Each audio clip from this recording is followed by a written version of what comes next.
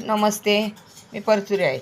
मी आता एकदम लहान साबुदाणा मिळतो ना बाजारात, तो आणलेला आहे. रात्रभर भिजवलेला आहे तो, आणि वरतून कलर टाकलेला आहे. थोडंसं कलरच्या रेषा मारल्या ना अशा, मग जरा वेळ ठेवायचा तो, आणि मग मिक्स करायचा.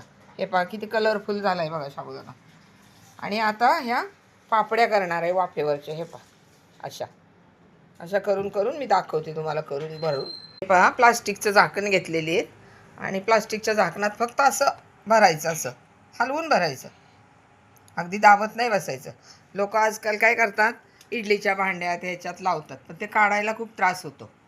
मग असं भांडे भरले आणि झाकण ह्याच्या वाफेवर लावते. आता पहा पाणी उकळायला ठेवलेलं आहे हे. आता त्याच्यामध्ये मी शेंगदाणे आणि मीठ टाकणार आहे थोडंसं, म्हणजे पापड्या झाल्यानंतर ते शेंगदाणे पण खायला होतात. आता मी हे पहा पातेल्यात मी शेंगदाणे आणि मीठ टाकलेलं आहे थोडंसं. मग पापड्या केल्यानंतर थोडंसं तोंड, आणि आता त्याच्यावर चाळण ठेवते. ह्याच्यावर झाकण ठेवणार आहे मी. हां, झाकण ठेवते दाबून. 1-2 मिनटाची वाफ घ्यायची फक्त.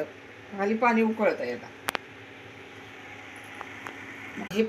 हे पहा आता उकळलेलं आहे पूर्ण हे.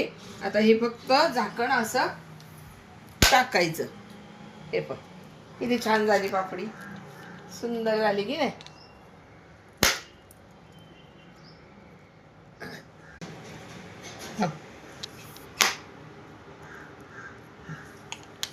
आता पटापटा करू लागलो.